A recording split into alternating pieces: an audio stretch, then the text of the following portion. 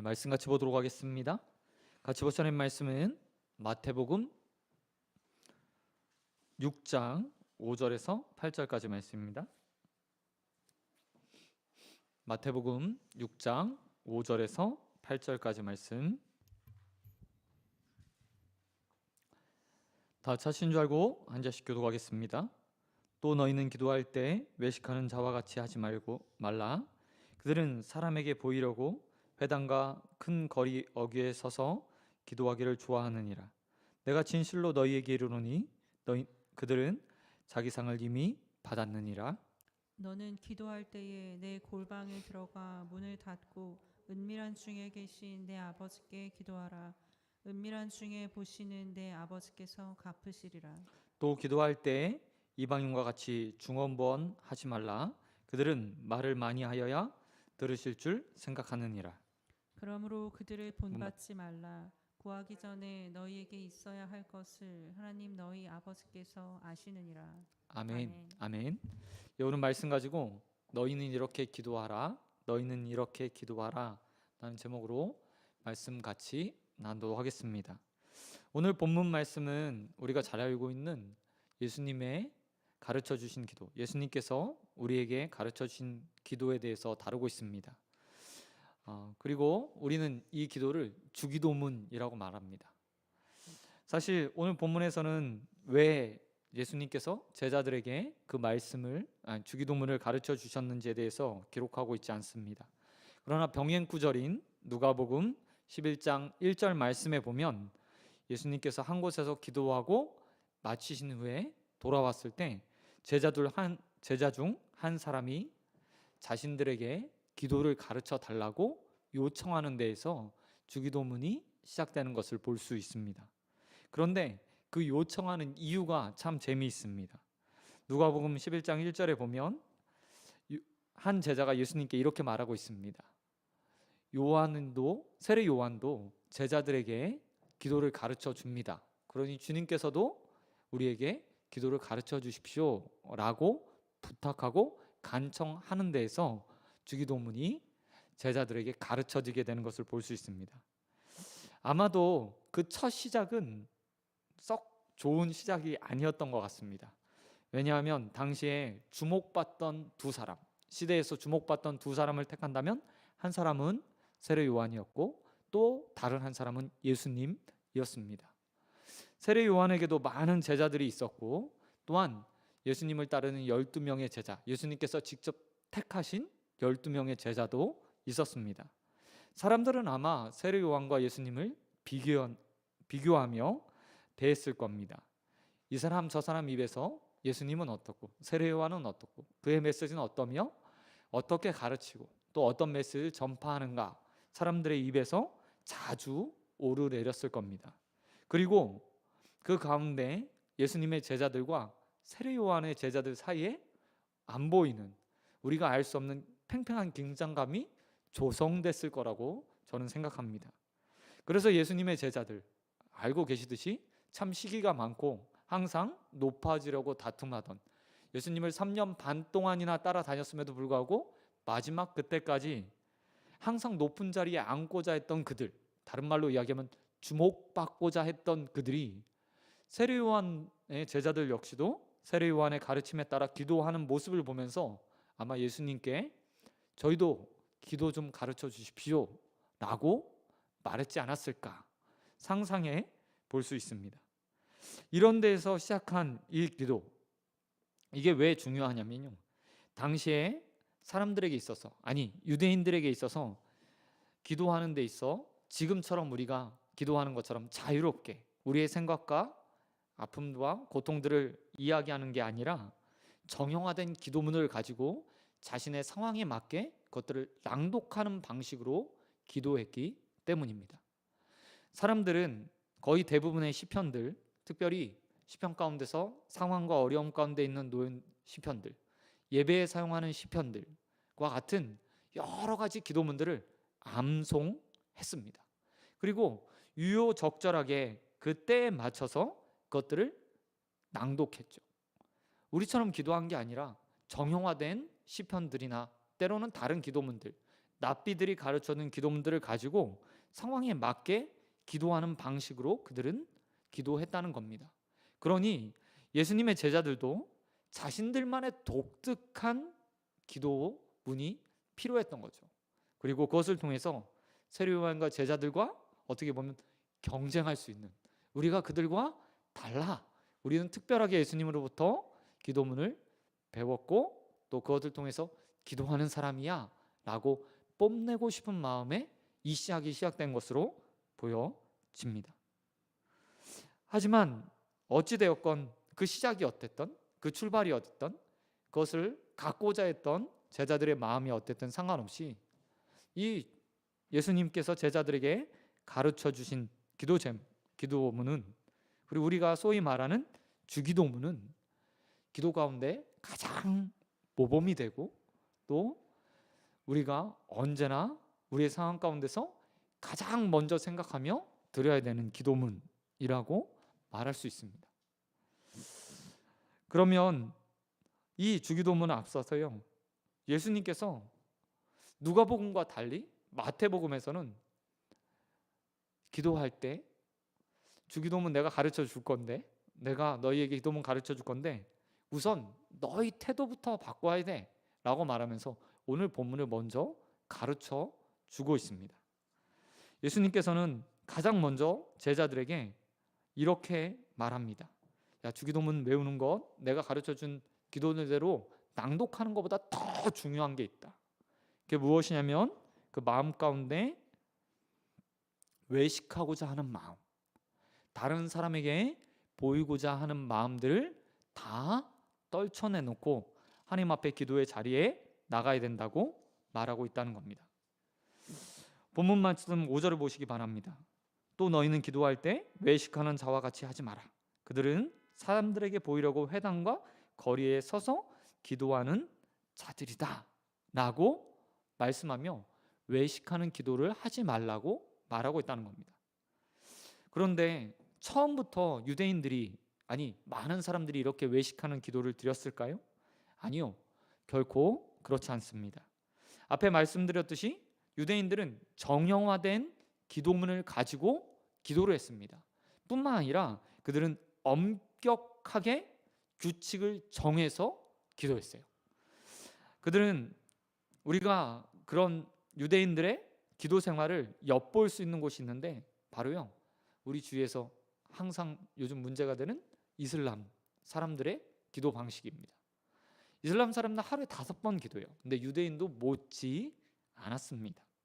유대인들은 아침 저녁마다 신앙 고백인 쉐마, 들으라 이스라엘이라고 성경에서 말하고 있는 쉐마의 말씀들을 암송하고 낭독했습니다. 심지어 그들은 이 쉐마를 잊지 않기 위해서 머리에다 붙이고 다니고 손목에다 차고 다니며 그것들을 계속해서 암송하고 또 암송했어요. 그런데 그 암송을 언제 했냐면 아침 저녁으로 암송하며 기도문을 드렸습니다. 뿐만 아니라 이 쉐마를 다 암송하고 난 이후에는 기도와 같은 찬송이라고 말하는 테필라라는 찬양을 하나님 앞에 또 곡조 달린 기도로 하나님 앞에 드렸어요. 뿐만 아니라 오후가 되면 오후 기도 시간도 특별히 가졌습니다. 그 대표적인 시간이 우리가 예수님의 제자들도 오후에 기도하러 올라가는데요, 오후 3시에 성전에 들어가서 희생 제사장들이 희생 제사를 번제물로 하나님 앞에 드려요. 이때 전국에 있는 모든 사람들이 그 시간에 맞춰서 테필라라는 찬양을 하나님 앞에 드리며 다 온 백성이 기도했습니다. 뿐만 아니라 그들은 매 시간 식사할 때마다, 식사 전에 그리고 식사를 마친 후에 하나님 앞에 기도하고 감사의 찬양을 올려 드렸어요. 철저하게 기도 생활을 하는 거예요. 아침, 저녁, 오후 3시 식사할 때마다, 식사 전에, 식사를 마친 후에 계속해서 기도하는 생활을 했다는 겁니다. 이런 문화 가운데서 그들은 완전히 기도 생활은요, 생활의 일부였고 습관화되어 있었고 또한 관습화되어 있었다는 겁니다. 그런데 문제는 그들의 이런 신앙생활 가운데서, 기도생활 가운데서 외식이 나타나기 시작했다는 거예요. 특별히 어떤 시간에 외식이 나타났을까요? 오후 3시. 이 기도가 어쩌면 가장 문제가 되었을지 모릅니다. 유대 땅은 굉장히 덥습니다. 그래서 새벽 일찍 해 뜨기 전부터 일상을 시작해요. 그리고 낮 12시 정도부터 3시까지는 보통 해를 피해서, 뜨거운 태양을 피해서 쉬는 것이 관례입니다. 그리고 나서 오후 3시쯤 돼서 다시 오후 일상이 시작되고 해 떨어질 때까지 그것이 이루어져요. 근데 생각해 보십시오. 3시에 뭐가 있다고요? 공중의 기도. 온 나라가 함께 예배를 드리기 시작하는 거예요. 찬양을 드리고 기도문을 낭독하는 거예요. 그런데 그때 되면 일상이 오전 잠깐, 오후 쉬고 오후에 일상이 시작되는 그때이기 때문에 사람들이 분주하게 움직여야 할 때예요. 그러면 생각해 보십시오. 성전에서 나팔이 울리면서 제사장이 번제를 드린다는 소리가 온 예루살렘에 퍼지게 됩니다. 사람들은 시간이 되면 자동적으로 습관이 배어 있는 것처럼 이제 그 시간에 기도를 드려야 돼요. 그런데 이때부터 사람들이 눈치를 보기 시작하는 겁니다. 여러분, 바쁜 일상을 살다가 좀 놓칠 수 있잖아요. 아니면 하루 정도 거르고 싶은 마음이 생길 수도 있잖아요. 아주 무거운 짐을 지고 가고 있었는데 갑자기 나팔 소리가 들리는 거예요. 성전에서. 그럼 어떻게 하겠어요? 바쁜 걸음을, 무거운 짐이니까 빨리 메고 독착지에 가는 게 상식적이죠. 근데 그게 잘 되지 않는 거예요. 왜냐하면 사람들이 그 모습을 보면서 자기와 다른 형태를 가진 사람들을 보며 수군거리기 시작하는 거예요. 야, 쟤 오후 3시에 기도 시간 됐는데 왜 기도하지 않아? 저 사람 움직이네? 저 사람 일하고 있네? 밭에서 일하는 걸 멈추고 기도해야지. 왜 하나님 앞에 기도하는 시간에 일하고 있어? 라고 사람들이 수군거리기 시작했을지도 몰라요. 그러면서 사람들이 어떻게 되는 거죠? 이제 이 사람, 저 사람 눈치를 보는 겁니다. 더욱이 문제는 이게 이제 신앙을 가늠하는 표준과 잣대가 되어버리는 거예요. 기준이 되어버리는 거예요. 모든 사람이 다 기도하는데 나만 안 하면 나만 이상한 사람이 되잖아요. 그러니까 이제는 모든 사람이 하는 시간에 더 특별하게 나는 기도해야 되는 거죠. 시장에서, 여기 본문에 보니까 어디에서요? 길거리 어귀에서, 시장에서. 이 말은 모든 사람이 다 볼만한 장소에서도 그가 시간이 되면 꼿꼿하게 서서, 아니면 예루살렘 성전을 향해서 머리를 숙이고 몸을 숙여서 그 자리가 어떤 자리든 상관없이, 진탕이든 아니면 똥밭이든 상관없이 무릎을 꿇거나 그 자리에 서서 기도하는 형태로 사람들 앞에 보이기 시작한 거죠. 그리고 이게 예수님 시대쯤 되어서는 아주 그냥 만연한, 거의 모든 사람들이 이제 그 마음의 형식이나 하나님을 찬양하거나 경배하고 기도해야겠다는 생각이 아니라 이제 습관이 돼서 내 신앙이 이래 라고 뽐내기 위한 수단이 되어버린 거죠. 그런 시대에 예수님께서 제자들에게 이렇게 말씀하신 겁니다. 야, 너희 기도할 때 그 가운데 사람에게 보이려고 하지 마라. 그들은 이미 그들의 상을 받은 것과 같다라고 말하며 그 마음과 중심이 기도하는 그때에 온전하게 하나님 앞에만 집중돼야 함을 말씀하고 계셨다는 겁니다. 그런데 유대인들의 그 신앙의 모습이요, 유대인들에게만 적용되는 걸까요? 아니요, 저는 그렇지 않다고 생각해요. 우리도 그렇죠. 우리는 봉사나 헌금이나 때로는 기도 드리는 것들을 가지고 다른 사람과 내가 다른 신앙을 가졌다, 아니 내가 조금 더 특별한 신앙을 가졌다, 아니면 내가 조금 더 믿음 있는 사람이야 라고 드러내고자 하는 수단으로 사용할 때가 많이 있어요. 헌금을 많이 드리거나 아니면 다른 사람보다 봉사를 더 많이 하는 사람들, 그런 사람들은 때로는 다른 사람들과 나를 비교하면서 나는 저 사람보다 더 많이 하니까 나는 신앙이 좋은 사람이야 라고 생각하죠. 기도는 어떨까요? 큰 소리로 말하거나 아니면 방언 기도를 하거나 대표 기도를 하면서 이런저런 미사오구를 다 섞어가면서 하나님 앞에 기도를 드리면 마치 내가 기도를 잘하는 사람처럼 또한 신앙이 좋은 사람처럼 보이지 않을까라고 생각하며 열심히 기도문을 수정하고 기도 시간에 더 큰 목소리로 기도하는 사람들이요, 아닌 것 같지만 없는 것 같지만 교회 안에요 수두룩 빽빽해요.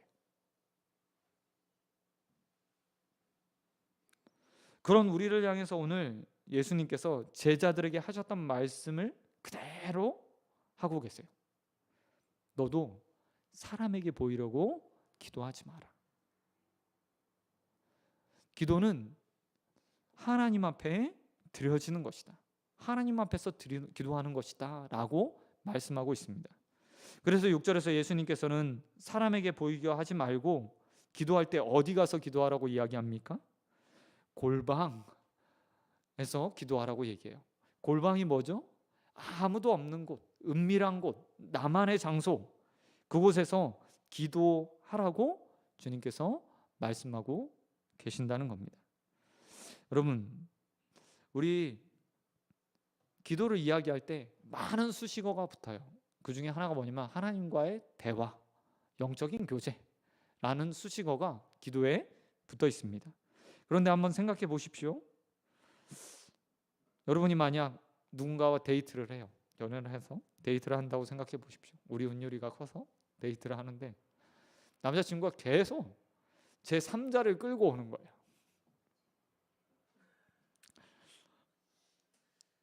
매일 데이트 하자고 해놓고 둘이 아니라 3명이서 4명이서 혹은 5명이서 데이트를 하는 거예요.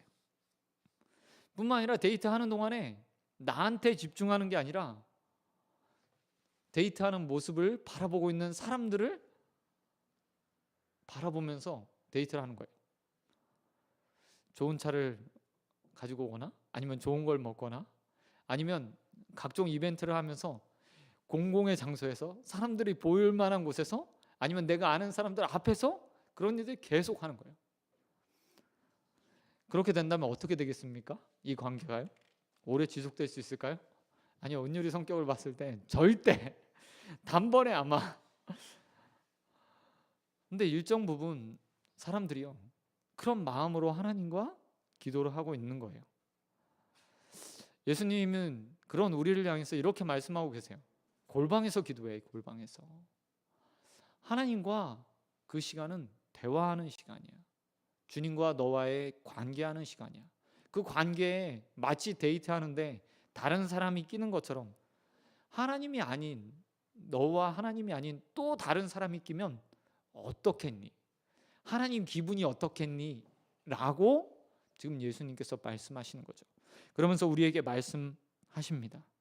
골방에서 안정된 장소에서 구별된 장소에서 오직 하나님만 바라고 기도의 자리에 나아가 기도하라 라고 주님께서 말씀하고 계신다는 겁니다. 사랑하는 성도 여러분, 우리의 기도를 한번 점검해 봤으면 좋겠습니다.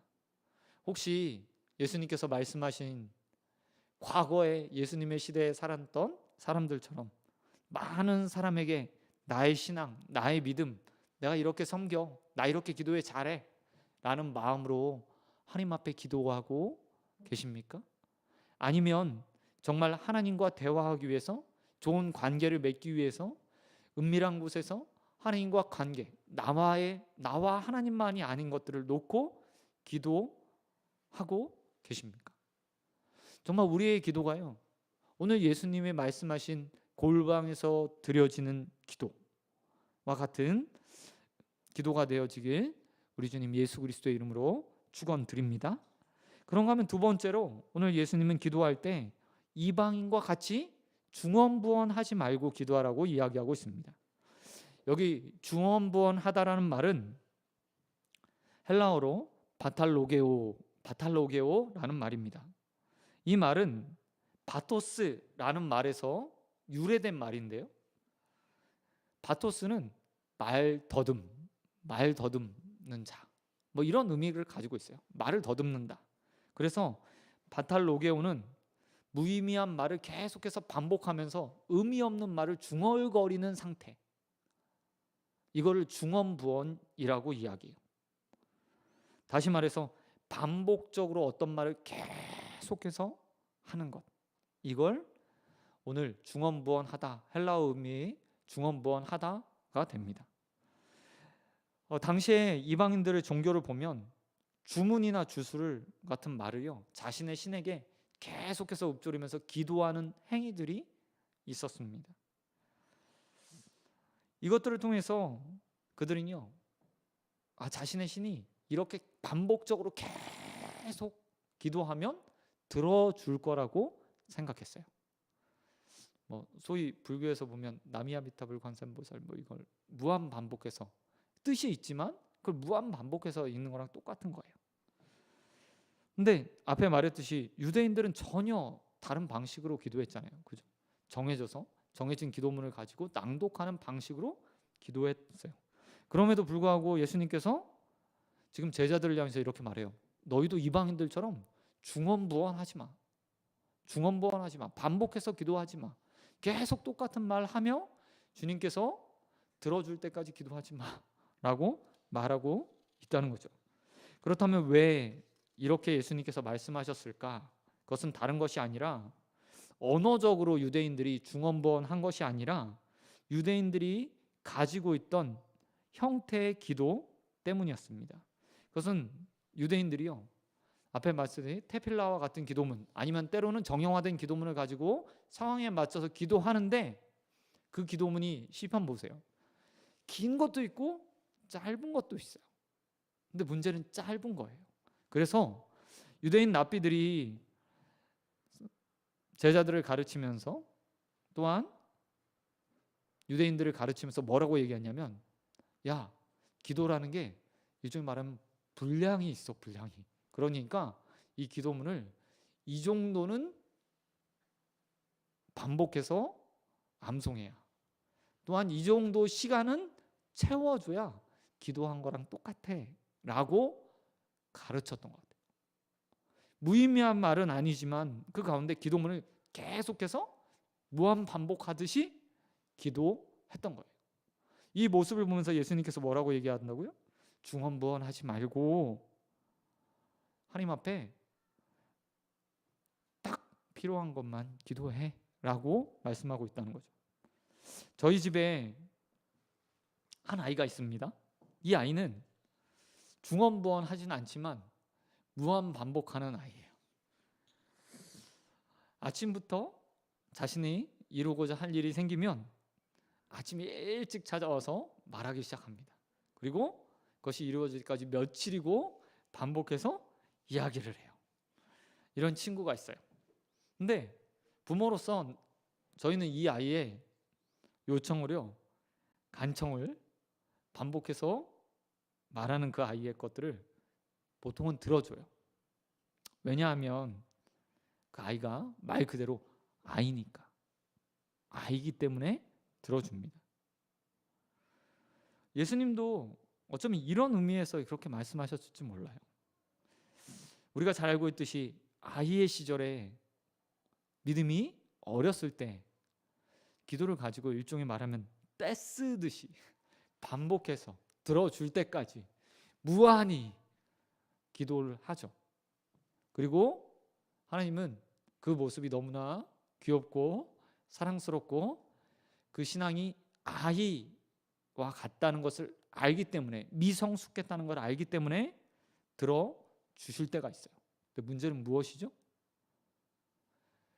신앙이 10년, 20년, 30년, 직분이 성도에서 서리 집사가 되고, 이제 여집사가 되고 안수 집사가 되고 장로와 권사가 됐음에도 불구하고 여전히 아이 때처럼 똑같은 방식으로 주님 앞에 들어줄 때까지 떼쓰는 방식으로 기도하는 그 모습, 그 모습이 어떻게 보면 중언부언하는 모습으로 주님께 비춰질 수 있다는 겁니다. 여러분, 예수님이 제자들에게 이렇게 말씀하시잖아요. 중언부언하지 마라. 그러면서 8절에서 기도를 들어주신 하나님을 향해서 뭐라고 얘기하냐면 이렇게 말해요. 하나님은 너희 아버지다. 뿐만 아니라 뭐라고요? 구하기 전에 너희의 모든 것을 알고 계시는 분이다. 그러니까 무한 반복하듯 그렇게 기도하지 않아도 돼 라고 말씀하고 계신다는 겁니다. 그렇다면 반복하지 않는다는 의미, 또 다른 의미가 뭘까요? 그것은 이건 것 같아요. 하나님이 어떤 분이신지 바로 알고 기도해라. 예수님이 하나님을 이렇게 말하고 있습니다. 우리의 모든 것을 알고 계시는 분, 또한 우리의 아버지. 부모로 제가 좀 살아보니까 이제 달라지는 것들이 생기는 것 같아요.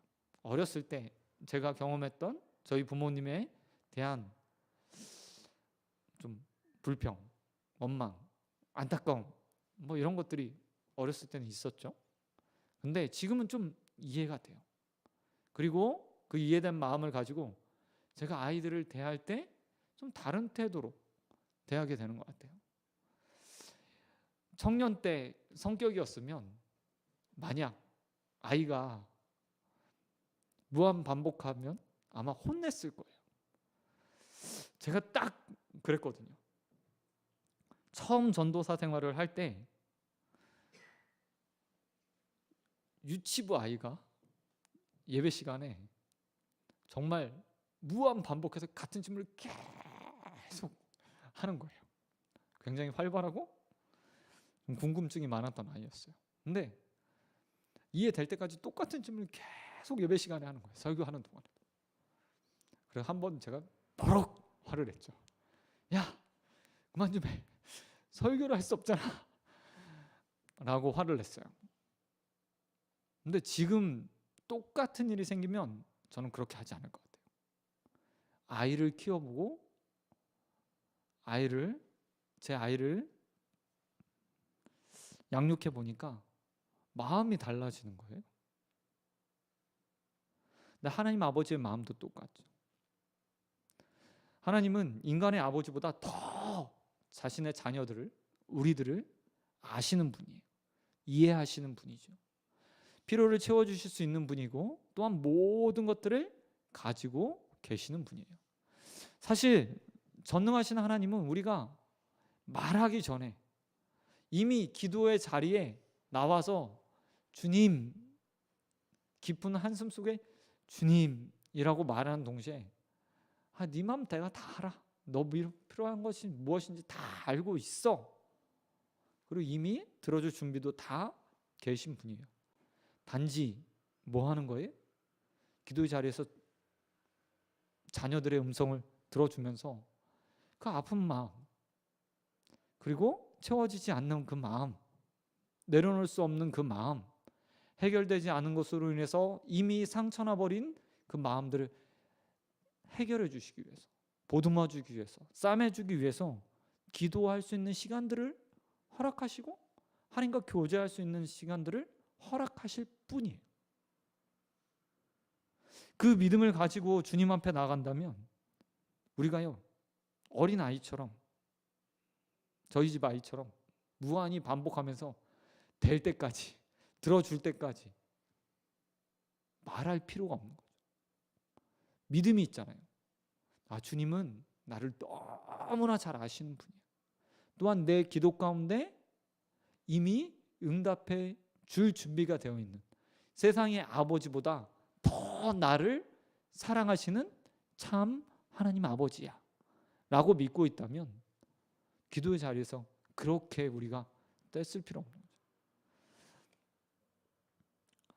여러분, 오늘 예수님께서 하나님을 이렇게 말씀하고 계십니다.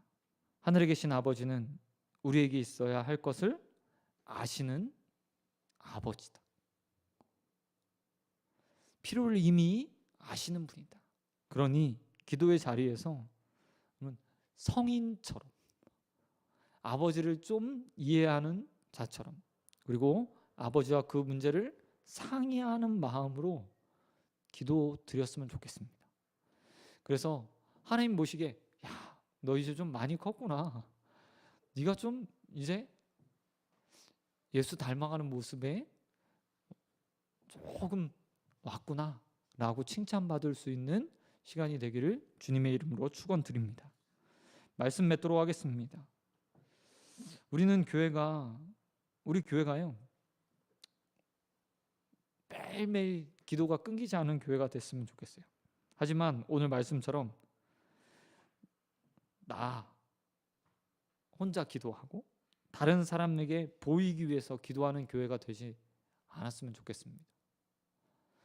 그냥 정말 하나님과 대화하고 싶어서, 하나님의 뜻을 알고 싶어서, 아버지와 깊은 교제 가운데서 우리의 마음이 하나님 앞에 다 드려지고 또 위로를 맛보기 위해서 기도하는 그런 기도가 끊기지 않은 교회가 되었으면 좋겠어요. 또 아니라 기도할 때 우리가 많은 것들을 놓고 이거 드려주십시오, 저거 드려주십시오 라고 들어주실 때까지 기도하는 것이 아니라요, 기도의 자리에서 정말 내 필요를 진솔하게, 진실하게, 또한 아버지에 대한 믿음을 가지고 기도할 수 있었으면 좋겠어요. 뿐만 아니라 그곳에서 우리의 일방적인 기도가 드려지는 것이 아니라 하나님의 뜻도 알아가는 기도의 자리가 되어야죠. 기도를 통해 우리 얘기하면서 기도는 대화입니다 라고 말하며 일방적으로 우리는 쏟아내요. 하나님, 내 말 다 할 때까지 하나님 좀 가만히 계세요. 내가 지금 할 말이 엄청 많아요. 그래서 막 쏟아내요. 그러면 저 어떻게 하죠? 내 말 다 쏟아내고 하나님 이제 가겠습니다. 아니요, 대화예요. 중언부언하고 많이 기도하고 분량을 채워서 기도하는 것 중요하지만, 그렇게 내 이야기를 했다면 이제 하나님 뜻도 들어야 되고 보아야 되고 알고 기도의 자리를 떠나야죠. 그게 성숙한 기도의 사람이고 또 예수님께서 원하시는 기도자의 모습입니다. 저와 여러분의 오늘 이 저녁이 그와 같은 기도의 자리가 되어지게 되길 우리 주님 예수 그리스도의 이름으로 축원드립니다. 우리 잠시 기도하겠습니다. 하나님 아버지, 감사합니다. 하나님, 오늘 기도의 자리에 나왔습니다. 많은 사람들 앞에 내 믿음이 얼마나 큰지 보이기 위해서 기도의 자리에 나온 것이 아니라 하나님 앞에 진솔하게, 또한 진실하게 나의 아픔, 필요, 또 공급받고자 하는 것들이 있어서 주님 앞에 나왔습니다. 아버지, 이 자리에서 다른 사람 눈치 보지 않게 하시고 온전하게 하나님만 바라보고 은밀한 골방과 같은 곳이라 믿고 이곳에서 아버지께 나가 기도하는 자들 될 수 있도록 은혜 베풀어 주시옵소서. 하나님, 또한 일방적으로 기도만 쏟아놓고 가는 기도의 자리 되지 않길 소원합니다. 아버지 앞에 나왔으니 믿음 가지고 기도하게 해 주시옵시고, 오늘 하나님, 전능하신 그 하나님께서 우리의 아버지 되시며 또한 우리를 잘 아시는 분이라는 사실들을 믿고 주님 앞에 나와 기도하는 시간 될 수 있도록 은혜 베풀어 주시옵소서. 모든 믿사하며 이 자리에 함께 하시고 우리의 기도 가운데 응답하실 우리 주님 예수 그리스도의 이름으로 기도드립니다. 아멘. 우리 시간 찬양하고